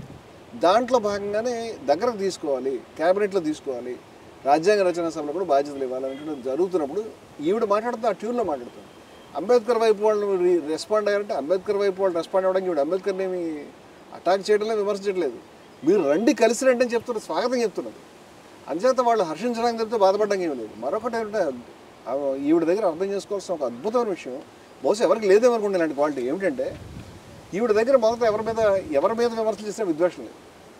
రెండో విషయం ఏంటంటే గాంధీయన్ శిబిరంలో ఎవరు చేయలేదేమో కామన్ మ్యాన్ అనే ఒక పత్రిక ఎడిటర్ కొంతకాలం, అంటే తర్వాత ఫేజ్లో, అంటే గాంధీ ఆలోచన శిబిరంతో నడిచినటువంటి పత్రిక ఎడిటర్ కొంతకాలం అయిన తర్వాత ఈవిడే జై భీమ్ అనే పత్రిక, అంటే అంబేద్కర్ రైట్ పాలసీతో నడిచిన పత్రిక ఈవిడే ఎడిటర్. అంటే ఒక సందర్భంలో గాంధేయవాద పత్రికకి ఈవిడే సంపాదకురాలుగా ఉన్నది, నాయకురాలుగా ఉద్యమాలకు ఉన్నది. అదే సమయంలో అంబేద్కర్ వాద వాటికి కూడా కొంతకాలం అయిన తర్వాత చేయగా, అంటే ఈ రెండింటిని సమన్వయం చేయాలనే ఉద్దేశం ఆవిడకు ఉంది. కాబట్టి అంటే బహుశా గాంధేయవాద శిబిరంలో ఆ పత్రికని చేసేటప్పుడు ఆవిడ అంబేద్కర్కి వ్యతిరేకంగా మాట్లాడడానికి విద్వేషంతో రాళ్ళు వేయడానికి ఇష్టపడి ఉండేది కాదు. అలాగే అంబేద్కర్ వాద శిబిరంలో జేబీఎం అనేటువంటి పత్రిక ఆవిడ సంపాదకత్వం వహించినప్పుడు గాంధీ గారి మీద దుర్మార్గుడిని రాళ్ళు వేయడానికి బహుశా వాళ్ళు చాలామంది అంబేద్కర్ రైట్లు అని చెప్పుకునే వాళ్ళు చేస్తున్నట్టుగా ఆవిడ ఎప్పుడు విద్వేషమైనటువంటి దాడి చేసుకున్నటువంటి వ్యక్తి కాదు. అంటే ఈ సమన్వయం ఆవిడ ప్రతిపాదించడమే కాదు, ఆవిడ జీవితంలో ఆచరించిందని చెప్తున్నాండి. జీవితంలో ఆవిడ ఆచరించింది. అంచేత అంబేద్కర్ యొక్క శిబిరం నుంచి లేదా ఆయన అనుయాల నుంచి ఆవిడ వ్యతిరేకంగా విమర్శలు రావడానికి అవకాశం లేదు. ఆవిడ ఎంత ఫెరోషియస్గా తన విమర్శని భేదాభిప్రాయాలను ముందు పెట్టినప్పటికీ కూడా ఆవిడకి వ్యక్తిగతంగా అంబేద్కర్ పట్ల అడ్మిరేషన్ ఉన్నది, వ్యక్తిగతంగా గాంధీజీ పట్ల స్వాతంత్రోద్యమం పట్ల అడ్మిరేషన్, డెడికేషన్ ఉన్నాయి. సో ఈ రెండు విషయాలను ఆవిడ కలిపి మాట్లాడుతున్నప్పుడు ఆవిడని ద్వేషించడానికి ఏం కారణం ఉంది, ఎవరికి ఏమి కారణం లేదు. సో ఆవిడ చేసిన సమన్వయమే, ఆచరించింది సమన్వయం. ఈ విషయాలను మాకు వివరించే క్రమంలో చాలా రకమైన ఆసక్తికరమైన అంశాలు ఉన్నాయి సార్. ఒకటి, దాక్షాయణి వేలాయుధం అంటే ఒక ధీశాలిగా ఉండే ఒక దళిత మహిళ ప్రాధాన్యత ఏ విధంగా ఉంది ఆ రోజుల్లో, ఆమె ప్రాతినిధ్యం ఏ విధంగా ఉంది రాజ్యాంగ రచనా సభలో అనేది. తర్వాత ఈ రాజ్యాంగానికి సంబంధించి ఎయిమ్స్ అండ్ ఆబ్జెక్టివ్స్ తీర్మానాన్ని నెహ్రూ ప్రవేశపెట్టడం, నెహ్రూ అది ప్రవేశపెట్టే క్రమంలో ఈ సభకు నిర్మాత గాంధీ అని ఆయన కోట్ చేయడం, బహుశా ఈ సభకు ముందు తర్వాత కూడా జరిగే పరిణామ క్రమాలకు కర్త ఆయనే అయి ఉంటారు అని నెహ్రూ మాట్లాడడం, తర్వాత ఒక 22 కమిటీలు రాజ్యాంగ రచనా సభకు సంబంధించి ఏర్పాటు చేసిన కమిటీల్లో ప్రాథమిక హక్కులు, గిరిజనులు, తర్వాత వేరుగా ఉంచబడినటువంటి ప్రాంతాలు వంటి ఒక కీలకమైనటువంటి అడ్వైజరీ కమిటీకి వల్లభాయ్ పటేల్ వంటి వ్యక్తి నాయకత్వం వహించడం. అంటే ఈ అంశాలన్నీ చూస్తే చాలా విభిన్నమైనటువంటి ఆలోచనలు కలిగినటువంటి వ్యక్తుల సమూహంగా ఈ రాజ్యాంగ రచనా సభ ముందుకు సాగింది. అందులోని ఆలోచనల ప్రవాహం అనేది కొనసాగింది. కానీ ఇవాళ రాజ్యాంగం అంటే మనం ఒక్క కంటెక్స్ట్లో అంబేద్కర్ ఆస్పెక్ట్లో మాత్రమే చూడడానికి పరిమితం అయ్యాం. అంటే ఇటువంటి వ్యక్తుల కృషిని ఎందుకు విస్మరించే పరిస్థితి వచ్చిందంటారు సార్? అది దురదృష్టం అండి, అలా జరగకూడదు. దాన్ని అంబేద్కర్ కూడా హర్షించారని నేను అనుకోను. ఆయన ఆర్కిటెక్ట్ అనడం కొంతవరకు కరెక్టే, కానీ రచయిత అనడం కరెక్ట్ కాదు. రచయితగా కూడా కొంతమంది అంబేద్కర్ రాసిన రాజ్యాంగాన్ని మనకి ఏదో కవిత్వంలో చెప్తూ ఉన్నాము, అది కరెక్ట్ కాదు. అట్లా అనడం కూడా మామూలుగా ఏదైనా అప్పుడప్పుడు అంటే ఓకే, కానీ అది ఫిక్స్ చేసి రాజ్యాంగ రచనా సభ అనేది ఒకటి ఉన్నది. ఇప్పుడు మీరు ఇందాక చెప్పిన నెహ్రూ గారు రాజ్యాంగంలో ముందు వెనకాల జరిగే పరిణామాలకి గాంధీ గారి కర్త అంటే ఆయన అర్థం ఏమిటంటే, ఇప్పుడు రాజ్యాంగానికి రాజ్యాంగ రచనా సభ కర్త. రాజ్యాంగం మనకు తయారు కావడానికి రాజ్యాంగ రచనా సభ కారణం. రాజ్యాంగ రచనా సభను తయారు చేస్తుంది కాంగ్రెస్ పార్టీ, భారతదేశ జాతీయోద్యమం తయారు చేస్తుంది. ప్రధానమైనటువంటి శక్తి దాంట్లో కాంగ్రెస్ పార్టీ. భారతదేశ జాతీయోద్యమం యొక్క ఉత్పత్తి రాజ్యాంగ రచనా సభ. భారతదేశ జాతీయోద్యమం అనేటువంటి దానికి అంటే ఎవరికైనా అబ్జెక్షన్ ఉండొచ్చు, నా అభిప్రాయం చెప్తున్నాను నేను. కర్త కర్మ చాలా మటుకు గాంధీ. 1920లో కోట్లాది ప్రజలను బయటకు తీసుకొచ్చింది ఆయనే, ఉద్యమాలు నిర్మించింది ఆయన. ఈ విషయాన్ని వాళ్ళందరూ కూడా ఒక నెహ్రూ కాదండి, రాజ్యాంగ రచనా సభలో పదే ఆ విషయం చెప్తారు. పటేల్ చెప్పాడు, పటేల్ రాజ్యాంగ రచనా సభ బయట కూడా చెప్పాడు, మేము నెహ్రూ గాంధీజీ నిర్మించినటువంటి ఒక గొప్ప మహాసైన్యంలో మేము భాగం, మాకు ఈ పదవి, మీరు డిప్యూటీ ప్రధాని అంటారు నన్ను, ఉప ప్రధాని, అది ఇంపార్టెంట్ కాదు నాకు, ఆయన సోల్జర్, నేను ఒక సైనికుడు. ఆయన యొక్క మహాసైన్యంలో భాగం కావడం అనే అదృష్టం, అందువల్ల నేను ఇక్కడికి ఉండగలిగాను. నేను ఎప్పుడు కూడా అవిధేయమైనటువంటి సైనికుడిని కాదు, నేను విధేయమైనటువంటి సైనికుడు. ఆయన మహానుభావుడని ఏది ప్రపంచంలోనే మహనీయుడైనటువంటి వ్యక్తి యొక్క నాయకత్వానికి అర్హులు కాకుండా పోకండి, మీరు అనర్హులు కాకండి అని దేశ ప్రజలు విజ్ఞప్తి చేశాడు. ఓసారి ఏది గాంధీ గారి నిరాహార దీక్ష వస్తుంటే పటేల్కి అంత డెడికేషన్ ఉంది గాంధీ గారి పట్ల. నెహ్రూ గారికి ఎంత డెడికేషన్ ఉంది మనం చెప్పలేము. ఆయన చనిపోయినప్పుడు జ్యోతి ఆరిపోయింది, వేల సంవత్సరాలతో కూడా జ్యోతి వెలుగుతూనే ఉంటుంది. నిజంగా ఆరిపోలేదు, అది ఆరిపోయినట్టు బయటకు కనిపిస్తుంది, కానీ ఆ జ్యోతి యొక్క కాంతులు వేల సంవత్సరాలు కూడా కనిపిస్తాయి అని గొప్ప నివాళి ఆయన గాంధీ గారు చచ్చిపోయినప్పుడు ఆయన ఇచ్చినటువంటి ద లైట్ హ్యాస్ గాన్ అనేటువంటి అద్భుతమైనటువంటి ఉపన్యాసం చూస్తే ఎంత ప్రేమ ఎంత ఉన్నది. ఒకళ్ళు కాదు, అలా అందరూ మాట్లాడారు. రాజ్యాంగ రచనా సభలో అంటరానితనం మీద తీర్మానం వచ్చి దాని ఆమోదం పొందినప్పుడు మహాత్మా గాంధీ జై నినాదాలతో దద్దరిల్లిపోయింది. గాంధీజీ గురించి మొదటి నుంచి చివరి దాకా నడుస్తూనే ఉంది. అలాగే అనేక సందర్భాల్లో అనేక ఘట్టాల్లో ఆఖరికి అంబేద్కర్ చేసిన మహత్యరూ పోరాటంలో కూడా మహాత్మా గాంధీకి జై నినాదాలు ఉన్నాయి. అంటే ఆయన ఆ విధంగా అప్పటికి అంత పెద్ద స్టేజ్ ఉన్నటువంటి నాయకుడు ఆయన. అంతకు దాంట్లో పెద్ద అర్థమేం లేదు. ఇకపోతే రాజ్యాంగం తయారైందంటే మీరు చెప్పినట్టు 22 కమిటీలు దాంట్లో విభిన్నమైన రాజ్యాంగానికి బేసిక్ డ్రాఫ్ట్ వెండిగల్ నరసింహారావు రాశాడు. ఆయన్ని అడ్వైజర్ అని తర్వాత అన్నారు. ఓ డ్రాఫ్ట్ తయారుగా ఉండాలి కదా, మొదట ఓ డ్రాఫ్ట్ ఆయన తయారు చేసి పట్టుకొచ్చాడు. ఈ డ్రాఫ్ట్ మీద చర్చ జరగడం ప్రారంభమైంది. దాని మీద కొన్ని తీర్మానాలు చేసుకుంటూ వచ్చారు. ఆ క్రమంలో ఇంకొంచెం విస్తారంగా విభిన్నమైనటువంటి నివేదికలను అందించడానికి 22 కమిటీలు ఏర్పడ్డాయి. కమిటీలు ఈ 22 కమిటీల్లో ముఖ్యమైనది మీరు ఇందాక చెప్పినటువంటి సర్దార్ వల్లభాయ్ పటేల్ నాయకత్వం వహించినటువంటి ప్రాథమిక హక్కులు, మైనారిటీలు, తర్వాత ఈ వేరుగా ఉంచినటువంటి ప్రాంతాలు, వీటికి సంబంధించినటువంటి ఓ కమిటీ. దీంట్లో కూడా మళ్ళీ 4 సబ్ కమిటీలు ఉన్నాయి. ఏది 22 కమిటీల్లో ఒక కమిటీ, ఆ కమిటీలో మళ్ళీ 4 సబ్ కమిటీలు, ఆ 4 సబ్ కమిటీలకి మళ్ళీ తక్కరబాబు ఒక ఆయన, హెచ్సి ముఖర్జీ, వీళ్ళంతా కూడా కృపలాని, వీళ్ళంతా కూడా నాయకులుగా వేరువేరుగా ఉన్నారు. ఇట్లా ఏంటంటే కమిటీలు ఉప కమిటీలతో విభిన్నంగా నిర్మాణం, విభిన్నంగా సమావేశాలు, వాటి యొక్క తీర్మానాలు, వాటి యొక్క ఆలోచనలు అవన్నీ మళ్ళీ రాజ్యాంగ రచన సభలో ప్రజెంట్ చేయడం. రాజ్యాంగ రచన సభలో మళ్ళీ తీర్మానం ఏదైనా పెట్టంగానే దానికి ప్రతి ఒక్కళ్ళు కూడా దానికి మళ్ళీ సవరణలు పెట్టడం. ఈ సవరణ ఉంది అంటే ఆ సవరణ మీద మళ్ళీ ఓటింగ్ పెట్టడం, దాని మీద చర్చ చేయడం. ఆ సవరణలో ప్రతి పదానికి ఈ హ్యాజ్ అనేది తీసేసి హ్యాడ్ అనేది పెట్టండి, లేకపోతే ఈ తలకట్టు తీసేయండి, దీనికి కామా తీసేయండి అనే విషయం మీద తీర్మానాలు పెట్టిన వాళ్ళను దాని మీద ఓటింగ్ చేసిన తర్వాత అది ఎస్ అంటే ఎస్, నో అంటే నో అని మీకు ప్రతి విషయం మీద కూడా ఆ విధంగా తీర్మానమే జరుగుతూ ఆ రాజ్యాంగం రూపొందుతూ వచ్చింది. ఇప్పుడు ఈ జరుగుతున్న తీర్మానాలు ఈ వరుస అంతకుముందు నరసింహారావు తయారు చేసినటువంటి డ్రాఫ్ట్, వీటిని దృష్టిలో పెట్టుకుని ఒక చిత్తుప్రతి ముసాయిదాన్ని తయారు చేయండి అనేటువంటి బాధ్యతతో డ్రాఫ్టింగ్ కమిటీని పెట్టారు. ఇది అంటే దీని వెనకాల ఇంత బ్యాక్గ్రౌండ్ ఉంది. అలా కాకుండా మొత్తంగా అసలు రాజ్యాంగమే కూర్చుని ఒక గ్రంథం రాసినట్టు రాశారనే అభిప్రాయంతో చాలామంది ఫీల్ అవుతారు. కరెక్ట్ కాదు, అట్లా చెప్పడం వల్ల కూడా ఉపయోగం ఏమి లేదు. రాజ్యాంగ నిర్మాణంలో అనేకులు ప్రముఖ పాత్ర. ఇప్పుడు మన వాళ్ళెవరు దే ఆర్ నాట్ ఇగ్నోరెంట్స్, వాళ్ళు ఏమి పిచ్చివాళ్ళు కాదు, లేకపోతే ఏమీ తెలియనటువంటి అమాయకులు కాదు, ఏమీ తెలియనటువంటి దాన్ని ఏమంటారు తెలియనటువంటి వాళ్ళు కాదు, మహామేధావులు, గొప్ప విజనరీస్, మన జాతికి నాయకత్వం వహించినటువంటి వాళ్ళలో ఎక్కువ మందిని గాంధీజీ స్వయంగా ట్రైనప్ చేసి రూపొందించి తయారు చేసినటువంటి సైన్యం వాళ్ళు. జవహర్లాల్ నెహ్రూ గారు కానీ, సర్దార్ వల్లభాయ్ పటేల్, బిపి రాజేంద్ర ప్రసాద్ గారు, అలాగే మనకి బాబాసాహెబ్ అంబేద్కర్ పాత్ర, ఇవన్నీ కలిపి రాజ్యాంగం, ఇంకా అనేక మంది ప్రముఖులు దాంట్లో ఈవెన్ టెక్నికల్గా అంశాలు తెలిసినవాళ్ళు. డ్రాఫ్టర్ కూడా ఒక ఆయన, డ్రాఫ్ట్ చేసినటువంటి ఆయన కూడా ఒక ఆయన, మళ్ళీ డ్రాఫ్టింగ్ చేయడానికి కూడా మళ్ళీ ప్రత్యేకంగా ఆ బాధ్యత చేయడానికి కూడా ఇంకొక ఆయన ఉన్నాడు. సో ఈ విధంగా ఇంతమంది యొక్క కృషి వల్ల రాజ్యాంగం అనేటువంటిది బయటపడింది. దాంట్లో కూడా చాలా డిబేట్స్ జరిగినాయి. ఇంకా అసలు పొజిషన్లో కాదేమో, ఎప్పటికీ కూడా తెగదేమో అని చెప్పేసి దాన్ని కూర్చుని మళ్ళీ ఇంటర్నల్గా మాట్లాడుకుంటూ సమన్వయం చేసుకుంటూ తీర్మానాలు చేసుకుంటూ ఫైనల్ షేప్ అనేది ఇవ్వడం అనేది జరిగింది. అయినప్పటికీ కూడా దీన్ని ప్రజలు ఆమోదిస్తారా, మనం ఈ కాన్స్టిట్యూయెంట్ అసెంబ్లీ ప్రజలు ఎన్నుకున్నారా, దీన్ని మనం ఇదే విధంగా ప్రజల యొక్క రాజ్యాంగం అనొచ్చా అనే దాని మీద ఆలోచన చేసి దాక్షాయణి అక్కడికి వచ్చి ముందుకు వచ్చి గొప్ప మాట చెప్తుంది. ఓ పని చేద్దామంటే రాజ్యాంగాన్ని తీసుకెళ్ళి మొత్తం ప్రజలకి పెట్టి ఎలక్షన్లో మీరు అవునంటారా కాదంటారా ఓట్లు వేయమని చెప్దామని చెప్పి. ఎంత గొప్ప మాట. మీరు కనుక ఓట్లు వేయించుకుంటే అనుకూలంగా ఓట్లు వేస్తే ఈ రాజ్యాంగం ప్రజలు ఎన్నుకున్న ఆమోదం పొందిన రాజ్యాంగంగా స్థిరస్థాయి అయిపోతుంది అనేది. అంటే టెక్నికల్గా ఆవిడ చూడండి ఎంత ప్రజలకి ఉండాలి, ఆవిడకి అధికారం కేంద్రీకరించబడకూడదు, ఈ ఖచ్చితంగా ప్రజల భాగస్వామ్యం ఆవిడ చాలా శ్రద్ధ ఉంది ఆవిడ చెప్పడం. ఇలా అనేక మంది అనేక ఆలోచనలు చెప్పుకుంటూ వచ్చారు. ఇవన్నీ కూడా వేదికల మీద చెప్పారు, మాట్లాడారు, ఓటింగ్స్ జరిగినాయి, రికార్డు ఉంది, వివరమైన రికార్డు ఉంది. అంచేత రాజ్యాంగాన్ని మనం మాట్లాడేప్పుడు ఇవన్నీ అంశాలు దృష్టిలో పెట్టుకుని మాట్లాడాలి. కానీ సంబంధం లేకుండా అంతకుముందు కూడా మనకి సంబంధం లేకుండా మాట్లాడకూడదు. అంతకుముందు కూడా మనకి కరాచీ కాంగ్రెస్ రెజల్యూషన్స్ ఉన్నాయి, ప్రాథమిక హక్కుల తీర్మానాలు మనకు జరిగినాయి. ఇవన్నీ కూడా బేస్ స్టోన్స్ కింద మనకు ఉపయోగపడ్డాయి రాజ్యాంగ నిర్మాణంలో. ఉత్తినే ఊడిపడిపోయినవి కాదు.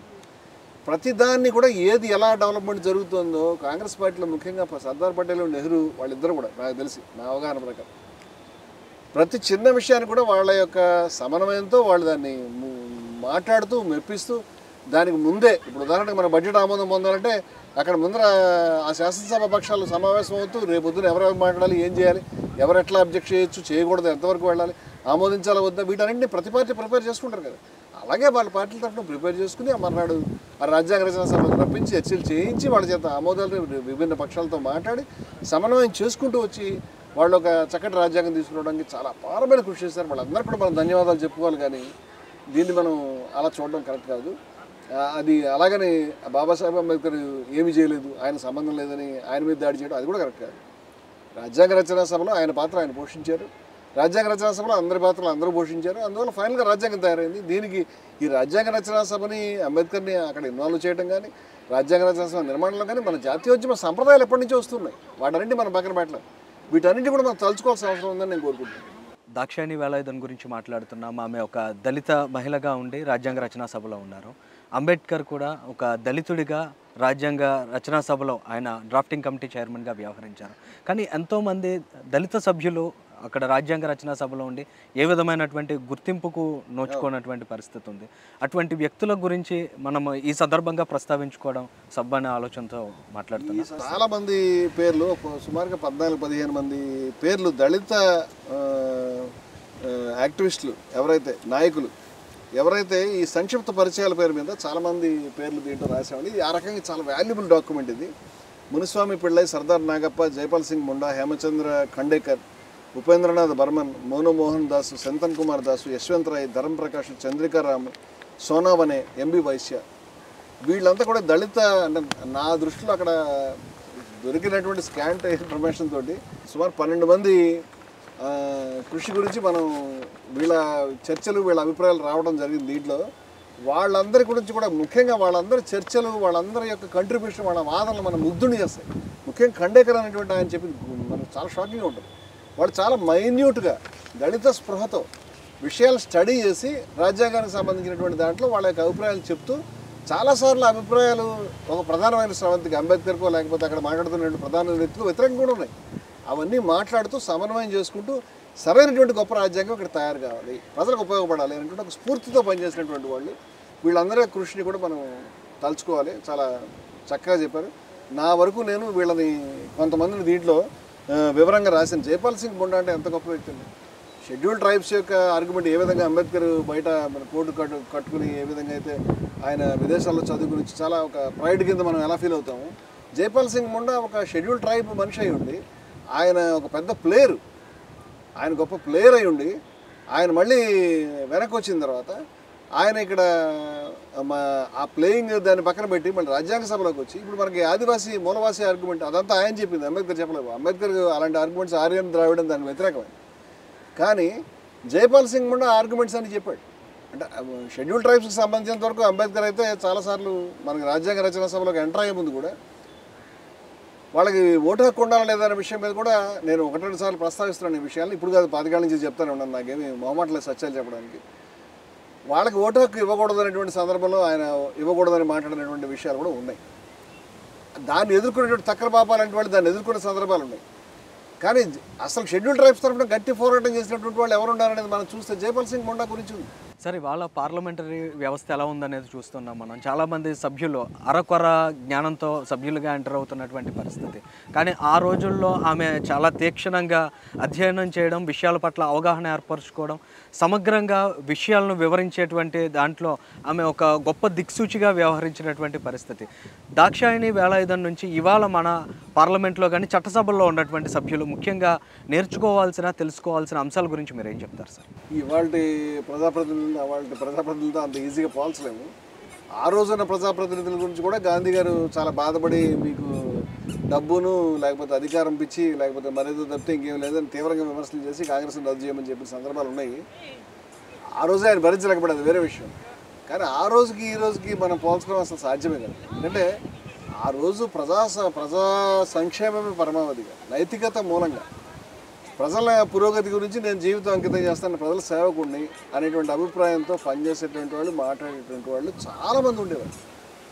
ఇవాళ మనకి ఉన్నారు కానీ వేరే వేరే ప్రయోజనాలు రాజకీయాలు డబ్బుమయం అయిపోవటం రాజకీయాలు వేరే విషయాలు ఉండడం, దానివల్ల ఇవాళ రాజకీయాలు డబ్బుమయం కావడం వల్ల డబ్బులు లేకపోతే ఎన్నికలు నెగ్గలేరు కాబట్టి అంచేత డబ్బులు సంపాదించుకోవడం అదొక అవసరంగా మారింది కాబట్టి అంచేత వాళ్ళ పర్స్పెక్టివే మారిపోయింది. మనం బేసిక్స్ని అసలు రాజకీయాలు డబ్బులు అవసరం లేనటువంటి పరిస్థితిని మనం కల్పించగలిగితే ఏమైనా అడగలుగుతాం, కానీ పోల్చడం కూడా ఉపయోగం లేదు. ఎందుకంటే డబ్బులు పెట్టి నేను నెగ్గుతున్న తర్వాత డబ్బులు సంపాదించకపోతే నన్నేం చేయమంటావు వాడు మనం అడుగుతారు. డబ్బులు పెట్టకుండానే వాడు నెగ్గే పరిస్థితిని తక్కువ డబ్బులతోటి ఎంత ఖర్చు పెట్టాలో అంతే పెట్టే పరిస్థితి మనం తీసుకురావాలి. ఆ పరిస్థితి ఇప్పుడు దాక్షాయణి కానీ వేలాయుధం కానీ నెగ్గినప్పుడు ఈ స్థాయిలో లక్షల కోట్లు ఖర్చు పెడితే వాళ్ళు నెగ్గేవాడు కాదు, అటువంటి ప్రతినిధులు ఉండేవాళ్ళే కాదు. అంబేద్కర్ వచ్చేవాడు కాదు, మరి ఎవరు వచ్చేవారు కాదు. ఆ రోజు ఎంత కొంత అర్హతల్ని ప్రమాణాలను చూసుకున్నారు కాబట్టి అక్కడ దాకా వచ్చారు. ఇవాళ అది లేదు. మనం దాన్ని సరి చేసుకోవాలి, కింద నుంచి వేరే సరి చేసుకోవాలి. ఇప్పుడు వీళ్ళకి చెప్పి కూడా దాని మీద ఉపయోగం లేదు. ఈ పరిస్థితిని ఆలోచించమని మొత్తం ప్రజానికానికి మనం చెప్పగలుగుతాం. ఈ పరిస్థితిని మార్పు చేయడానికి మనం ఏం ఆలోచన చేస్తామో అది చెప్పగలుగుతాం. సార్, ఈ గణతంత్ర దినోత్సవానికి సంబంధించి ఒక అస్పష్టత అనేది ఉంది సార్. నవంబర్ 26న రాజ్యాంగాన్ని ఆమోదించారు అనేది ఉంది. దానికి సంబంధించి ఈ మధ్యకాలంలో ఒక సెలబ్రేషన్ కూడా చేస్తున్నటువంటి పరిస్థితిని మనం చూస్తున్నాం. కానీ జనవరి 26న మనం గణతంత్ర దినోత్సవాన్ని ఎందుకు సెలబ్రేట్ చేసుకుంటున్నాం? దానికి గల రీజన్ ఏంటి సార్? అంటే నవంబర్ 26న ఆమోదం పొందితే జనవరి 26న మన రిపబ్లిక్ డేగా ఎందుకు ప్రకటించుకున్నాం? చాలా ముఖ్యమైనటువంటి, చాలా ఎవరు కూడా ప్రస్తావించకుండా వదిలేస్తున్నటువంటి, అందరం మర్చిపోయినటువంటి ఒక విషయాన్ని మనం మాట్లాడుకుంటున్నాము. ఎందుకంటే జనవరి 26 అంటే రిపబ్లిక్ డే. రిపబ్లిక్ డే అంటే ఏమిటంటే రాజ్యాంగం అమల్లోకి వచ్చింది. జనవరి 26న ఎందుకు రాజ్యాంగం అమల్లోకి వచ్చింది? జనవరి 25న ఎందుకు కాదు? జనవరి 20న ఎందుకు కాదు? నవంబర్ 26న నువ్వు మొత్తం రాజ్యాంగాన్ని ఆమోదించిన తర్వాత 26 నుంచే దాన్ని అమలు చేసుకోవచ్చు కదా. ఇవాళ నుంచి అమల్లోకి వచ్చింది అంటే నీకేం గొప్పలు మునిగిపోయి అంటే జనవరి 26 ఒక ఇంపార్టెంట్ డే కింద వాళ్ళు చూశారనేది మనకు అర్థం అవుతుంది. జనవరి 26 ఎందుకు ఇంపార్టెంట్ డే అనేది ఈ జనరేషన్ మర్చిపోయారు. కానీ చాలామంది గుర్తుపెట్టుకోవాల్సిన విషయం ఏంటంటే 1947కు ముందు, స్వాతంత్రానికి ముందు దాన్ని ప్రజలు స్వాతంత్ర దినోత్సవం చాలామంది తెలియని విషయం, స్వాతంత్రం జరుపుకునేవారు. ఎందుకంటే లాహోర్లో జరిగినటువంటి కాంగ్రెస్ మహాసభలో 1929 డిసెంబర్ 31 అర్ధరాత్రి రావి నది ఒడ్డున నెహ్రూ గారు త్రివర్ణ పతాకాన్ని ఎగరేసి, ఆ రోజు పఠాన్లు వచ్చారు, మన ఖుదాయ్ ఖిద్మత్ గారు గఫార్ ఖాన్ నేతృత్వంలో వాళ్ళు డ్యాన్స్ చేస్తూ అద్భుతమైన ఊరేగింపు జరిగింది. ఆ రోజు త్రివర్ణ పతాకాన్ని ఎగరేసి సంపూర్ణ స్వాతంత్ర తీర్మానాన్ని ఆ మర్నాడు ప్రవేశపెట్టడం అనేది జరిగింది. సంపూర్ణ స్వాతంత్ర తీర్మానాన్ని లాహోర్లో మనం ఆమోదించడం అనేది ఒక గొప్ప చరిత్ర. ఇవాళ లాహోర్ మన భారతదేశంలో భాగం కాదు, లాహోర్ పాకిస్తాన్లో భాగం. ఇంకా దౌర్భాగ్యం అంటే 1940లో లాహోర్లో ద్విజాతి సిద్ధాంతాన్ని, పాకిస్తాన్ తీర్మానాన్ని జిన్నా ప్రవేశపెట్టాడు. ఈ జిన్నా ప్రవేశపెట్టాడు కాబట్టి ఆయన ప్రవేశపెట్టినటువంటి గ్రౌండ్లో అక్కడ ఒక దరిద్రపు మీనార్ని కట్టారు. దాన్ని పాకిస్తాన్ మీనార్ ఆఫ్ పాకిస్తాన్ అంటారు. దరిద్రంగా ఉండి చూడడం. నేను మొన్న చెప్పాను, ఏదో ఒక రోజు దాన్ని కొలదోస్తాం. పాకిస్తాన్ ఉండదు ఎక్కువ కాలం, నువ్వు అన్యాయంగా ఏర్పాటు చేసావు దాన్ని అని మా ఉద్దేశం. అంటే అది ద్విజాతి సిద్ధాంతం, మనుషులు రెండు జాతులు, మతం పేరు మీద, జాతి అనే పేరు మీద, దరిద్రం పేరు మీద ఏర్పాటు చేస్తుంది. చేత లాహోర్ అనగానే ద్విజాతి సిద్ధాంతం పాకిస్తాను, మినార్ పాకిస్తాను కింద ఫిక్స్ అయింది. కానీ అది మన దేశం కాకుండా పోయింది. మనం లాహోర్లో జరిగిన పూర్ణ స్వరాజ్యం వదిలిపెట్టేసాం. కాంగ్రెస్ పార్టీ ఏం చేసిందంటే ఈ తీర్మానం ఆమోదించిన తర్వాత దేశ ప్రజలకు పిలిపించిన జనవరి 26న మీరు పూర్ణ స్వరాజ్ దివస్గా జరపండి, అంటే కంప్లీట్ ఇండిపెండెన్స్ డే. దాని అన్ని చోట్ల జాతీయ పతాకాన్ని ఎగరేయండి, మనం కంప్లీట్ ఇండిపెండెన్స్ జరుపుకుందాం అని 30 నుంచి 47 దాకా 17 సంవత్సరాలు ప్రతి ఏడాది కూడా అన్ని యొక్క నిర్బంధాలను తట్టుకుని ప్రజలను ఇండిపెండెన్స్ డేగా సెలబ్రేట్ చేసుకుంటాం. ఇండిపెండెన్స్ డే వాళ్ళ ఉద్దేశంలో అప్పటికి ఇండిపెండెన్స్ రాలేదు, కానీ అది పూర్ణ స్వరాజ్ దివస్ అంటే దాని అర్థం అదే. అటువంటి పరిస్థితుల్లో మనకి క్యాబినెట్ మిషన్ తర్వాత ఈ స్వాతంత్రాన్ని డిక్లేర్ చేసేటువంటిది పరిస్థితి ఉన్న తర్వాత మౌంట్ బాటన్తో జరిగినటువంటి చర్చల్లో కూడా ఆ జనవరి 26 ప్రాంతంలోనే రావాలి. కానీ ఆయన మౌంట్ బాటన్కి అంటే చరిత్రకారులు రాస్తున్నది పర్సనల్ ప్రిఫరెన్స్ ఉంది, అందుకని ఆగస్టు 15 అనేది ఆయన యుద్ధంలో పాల్గొన్నప్పుడు జపాను సైన్య దళాన్ని ఆయన లొంగదీశాడు. ఆయన పాల్గొన్న యుద్ధంలో ఆయనకి పర్సనల్ ఇంట్రెస్ట్ ఉంది దాని మీదని, దాన్ని ప్రీపోన్ చేశాడు, తొందరగా చేసేద్దాం. యాక్చువల్ ప్లాన్ కొంచెం దూరంగా వెళ్ళాలి, హడావుడిగా చేస్తారు. హడావుడిగా అప్పటికప్పుడు ఒక రాడిక్లిఫ్ అని ఆయన పిలిపించి ఆ మ్యాప్ మీద గీతలు గీయించేసి ఇది ఇండియా పాకిస్తాన్, కనీసం ఆ ఏరియాకి వెళ్ళడం, సర్వే చేయడం ఏమీ లేదు. అందువల్ల కొండలు, మెట్టలు, అడవులు, వ్యాలీస్, లేకపోతే ఇంట్లో ఒక బెడ్రూమ్ పాకిస్తాన్లో, ఒక బెడ్రూమ్ ఇండియాలో వచ్చే పరిస్థితి కూడా అలా గీసిపోయారు సార్ గీత. ఇప్పుడు వెళ్ళలేదు ఆ ప్లేస్కి, ఎవడో సర్వే చేయలేదు. కూర్చుని మ్యాప్ మీద గీత గీసి ఇది ఇండియా పాకిస్తాన్ ఇచ్చారు. స్వాతంత్రం వచ్చే టైంకి ఎవడెక్కడ ఉన్నాడో వాడికే తెలియదు. వాడు ఇండియాలో ఉన్నాడో పాకిస్తాన్ ఏ జెండా ఎగరగాలి తెలియనటువంటి వాడు ఉన్నారు బార్డర్లో. అంత దౌర్భాగ్యంలో చేశారు. అయితే ఈ హడావిడిగా చేయడం వల్ల ఆగస్టు 15 వచ్చింది. లేకపోతే జనవరి కావాలి. జనవరి మనం మిస్ అయ్యాం కదా. అంచేత రాజ్యాంగ రచనా సభలో తీర్మానం జరిగిన తర్వాత నవంబర్ 26న తీర్మానం ఆమోదించినప్పటికి కూడా జనవరి 26 మనకి పూర్ణ స్వరాజ్య దివస్ ఉంది కాబట్టి ఆ రోజు నుంచి అమలు చేద్దాం అని దాన్ని రిపబ్లిక్ డేగా ఫిక్స్ చేయడం జరిగింది. ఇవాళ మొత్తం మనకి జాతీయోద్యమం అక్కర్లేదు, పూర్ణ స్వరాజ్ కంప్లీట్ ఇండిపెండెన్స్ అక్కర్లేదు, ఆ తీర్మానం ప్రవేశపెట్టిన గాంధీ నెహ్రూ అక్కర్లేదు, ఆ రోజు లాహోర్లో జరిగిన సభ అక్కర్లేదు, లేకపోతే కరాచీ కాంగ్రెస్ అక్కర్లేదు, క్విట్ ఇండియా మూవ్మెంట్ అక్కర్లేదు, ఏమక్కర్లేదు. మనకు ఓన్లీ రిపబ్లిక్ డేకే మనం ఫిక్స్ అయ్యాం. ఇప్పుడు అంచేత జనవరి 26 అన్న తర్వాత ఎవరో ఒక పెద్ద మనిషి వచ్చి లేదు తీర్మానం ముందర నవంబర్ 26న ఆమోదించారు, అంచేత దాన్ని రాజ్యాంగ దినోత్సవం చేద్దామని ఇంకొక విచిత్రమైన ప్రతిపాదన. నాకు తెలిసి ప్రపంచం మొత్తం మీద రాజ్యాంగం ఆమోదించిన దినోత్సవం ఒకరోజు, అమలైన దినం ఇంకో రోజులో 2 డేస్ చేయడం ఎవడు చేయడు.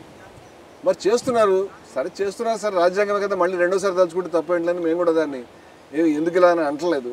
కానీ ఏమి చేస్తున్నా జనవరి 26 అనేటువంటి దాని యొక్క అపూర్వమైనటువంటి చాలా ముఖ్య విశిష్టమైనటువంటి ఈ యొక్క చారిత్రకమైనటువంటి ప్రాముఖ్యతని మర్చిపోకూడదు. లాహోర్ తీర్మానాన్ని, స్వాతంత్ర వీరుల యొక్క త్యాగాలని, ముఖ్యంగా క్విట్ ఇండియా ఉద్యమాన్ని, లేకపోతే అంతకు లాహోర్ తర్వాత ఇమీడియట్గా స్టార్ట్ అయినటువంటి శాస్త్రోల్లంఘన ఉద్యమాన్ని, ఉప్పు సత్యాగ్రహాన్ని, వీటన్నింటినీ విస్మరించకూడదని నేను కోరుకుంటాను. అవన్నీ విస్మరించకూడదని రాజ్యాంగ రచనా సభ సభ్యులు కోరుకోబట్టే ఇది జనవరి 26 ఫిక్స్ చేశారు. వేరే కారణం ఏం లేదు దానికి. ఇది ఇవాళ నాకు తెలిసి వాళ్ళ డైలీస్ వీక్లీ స్పెషల్ ఇష్యూస్లో కూడా రిపబ్లిక్ డే రోజుని అది ఎందుకు అనేది చెప్పినాడు వాళ్ళు. జనవరి 26 అసలు వై జనవరి 25 ఎందుకు కాదు, 23 ఎందుకు కాదు, 20 ఎందుకు కాదు అంటే వాళ్ళ కారణం తెలియదు. ఇంకా చాలా అంటే కొంతమంది తెలుసు కానీ చెప్పేవాడు ఎవడు లేకుండా పోయాడు. ఇది చాలా ముఖ్యమైనటువంటి విషయం. అందుచేత ఇవాళ జనవరి 26 మనం కూర్చొని మాట్లాడుకుంటున్నప్పుడు ఈరోజు మనం ఒకసారి కళ్ళు మూసుకొని ఆ రోజు నెహ్రూ గారు మనకి కంప్లీట్ ఇండిపెండెన్స్ డే తీర్మానం గాంధీ నెహ్రూలు ఎలా ప్రతిపాదించారు, లాహోర్లో ఎలా ఆమోదించారు, స్వతంత్ర పోరాట వీరులు దేశం అంతా ఎంత ఉప్పొంగిపోయారు. అప్పటిదాకా కంప్లీట్ ఇండిపెండెన్స్ మీద రెజల్యూషన్ లేదు, అప్పటిదాకా స్వరాజ్ మీదే ఉంది. పూర్ణ స్వరాజ్ అనేటువంటిది ఒక పెద్ద ఘట్టం. అది అక్కడికి తీసుకెళ్ళి స్వాతంత్రోద్యమంలో అది మెట్లు ఎక్కిస్తూ తీసుకెళ్లారు వాళ్ళు, మహానాయకులు వాళ్ళు. ఈ గొప్ప సముద్రంలో అనే ఘట్టాన్ని తలుచుకుని మనం జాతి అంతా కూడా జాతీయోద్యమాన్ని నిర్మించి త్యాగాలు చేసిన అమరులైనటువంటి వాళ్ళకి, బ్రతికి ఉన్న వాళ్ళందరికీ కూడా మనం నివాళులు అర్పించాలని నీకు. సార్ చివరిగా దాక్షాయణి వేలాయుధన్ పుస్తకాన్ని కూడా మీరు డిసెంబర్ 26న ఆవిష్కరించారు. దానికి ఏమన్నా ఒక ప్రత్యేకమైన సందర్భం ఏమైనా ఉందా, దాని గురించి ఏం చెప్తారు? డిసెంబర్ 26 అనేటువంటిది డిసెంబర్ 25న బాబాసాహెబ్ అంబేద్కర్ మనుస్మృతి దానం అనేది చేశారు. మేము ప్రతి ఏడాది కూడా జయభారత్ ఉద్యమం తరఫున ఈ డిసెంబర్ 25లో 2 మార్పులు చేసుకున్నాం. అదేమిటంటే డిసెంబర్ 25ని 26కు మార్చుకున్నాం. ఈ మనుస్మృతి దహనాన్ని తీసేసి అన్ని మతాల్లో ఉన్న అసమానతలు తగలబడడానికి అసమానత వ్యతిరేక దినం ఒకటి కొత్త తయారు చేసుకున్నాం. అంటే ఈ రెండు ఎందుకు చేస్తామంటే ఇది బాబాసాహెబ్ అంబేద్కర్ యొక్క ఆశయాలు ముందుకు తీసుకెళ్ళాలి. బాబాసాహెబ్ అంబేద్కర్ స్ఫూర్తితోటి ఆయన ఉంటే కనుక ఇక్కడ ఆగిపోండి అని చెప్పడం, ఆయన మా భుజాల మీద ఎక్కించుకున్నాడు కూడా మనం ఇంకెక్కువ చూడగలుగుతున్నాం. అంచేత ఆయన మీరు చూడండి, మీరు ముందుకు వెళ్ళండి, ఆయన మనకి ఈ రథాన్ని ముందుకు తీసుకెళ్ళండి అన్నమాట ఆయనదే. మీకు చేత అయితే రథాన్ని ముందుకు తీసుకెళ్ళండి అని. అందువల్ల ఈ డిసెంబర్ 26 అంటే 25వ తారీఖు క్రిస్మస్ వస్తుంది. ఒక క్రిస్మస్ రోజున ఒక మతానికి సంబంధించిన పండుగ రోజున ఈ మనుస్మృతిని తీసుకెళ్ళి తగలబెట్టి ఈ లేనిపోని ఇది కరెక్ట్ అయిన విధానం కాదు. రెండు మనుస్మృతిలో మాత్రమే అసమానత లేదు, అసమానత చాలా చోట్ల ఉంది. అసమానత అనేక మత గ్రంథాల్లోనూ, ఈవెన్ క్రైస్తవ ఇస్లాం మత గ్రంథాల్లోనూ, మిగతా చోట్ల పురాణాల్లోనూ, చాలా చోట్ల హిందూ పురాణాల్లో వేరే చోట్ల కూడా ఉన్నది స్పష్టంగా ఈ అసమానత. ఎక్కడెక్కడ ఉన్నదో దళితుల్ని కానీ, మహిళల్ని కానీ, వేరే ప్రజా సమూహాలను కానీ అసమానతల్ని చూపించడం, వివక్ష చూపించడానికి మనం వ్యతిరేకించాలి. అంచేత వాడన్నీ తగలబెట్టాలి. మేము పుస్తకం కూడా అసమానత వ్యతిరేకిద్దాం, ఏమేమి వేటిని వ్యతిరేకిస్తూ చేసాం. ఆ సందర్భంగా గొప్ప సాహిత్యం తీసుకొస్తాం. అప్పుడు 2021 డిసెంబర్ 26న ఈ పుస్తకం ఆవిడ అసమానతలకి వ్యతిరేకంగా పోరాడిన మహనీయమైన వ్యక్తి. అంచేత దాన్ని డిసెంబర్ 21న ఆవిష్కరించుకోవడం అనేది జరిగింది. అది కూడా గొప్ప అపూర్వమైనటువంటి చరిత్రగా మా ఉద్యమంలో ఖచ్చితంగా ఉండిపోయింది. అది దాక్షాయణి వేలాయుధుని యొక్క స్ఫూర్తిని ముందుకు తీసుకెళ్లే దాంట్లో ఒక గొప్ప ప్రతీకగా మేము భావిస్తాం. Thank you sir. ఒక గొప్ప దేశభక్తురాలు, విద్యావంతురాలు, ధీర వనిత అయిన దాక్షాయణి వేలాయుధన్ సామాజిక న్యాయానికి, సామాజిక సమానత్వానికి కూడా గొప్ప దిక్సూచి, దారిదీపం లాంటి మనిషి. చాలా విలువైన సమాచారాన్ని గుర్తించి ఈ మహిళని గుర్తుపట్టుకుని ఇక్కడ దాకా వచ్చి దాన్ని చేయడానికి మీరు ప్రయత్నం చేయడంలో కూడా నేను జనగళం ఛానల్ నేను మొదటి నుంచి చూడడం, ఖచ్చితంగా ఈ మహిళల్ని సంబంధించినటువంటి ఎంపవర్మెంట్లో చాలా ఇంపార్టెంట్ శ్రద్ధ చూపిస్తున్నారు. కాబట్టి ఖచ్చితంగా మీ ఛానల్ ద్వారా దాక్షాయణి వేలాయుధన్ ప్రాజెక్ట్ కావడం కూడా చాలా గొప్ప విషయం నేను భావిస్తాను.